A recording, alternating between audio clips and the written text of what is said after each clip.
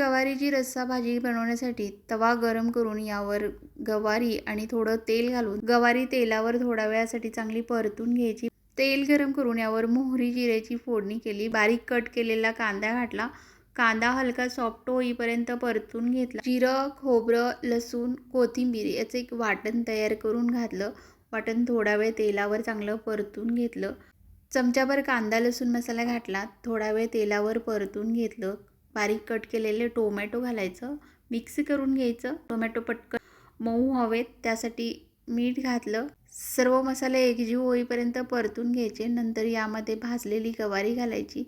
मसाल्यामध्ये चांगली एकजीव करून घ्यायची। आता याच्यावर गरम पाणी घालायचं। अर्धवट झाकण ठेवून 5 ते 6 मिनिटं गवारी शिजवून घ्यायची। त्याच्यावर शेंगदाण्याचं कूट आणि बारीक कट केलेली कोथिंबीर घालून 2 मिनिटं पुन्हा शिजवून घ्यायची। गवारीची रस्सा भाजी तयार झाली। Like, share and subscribe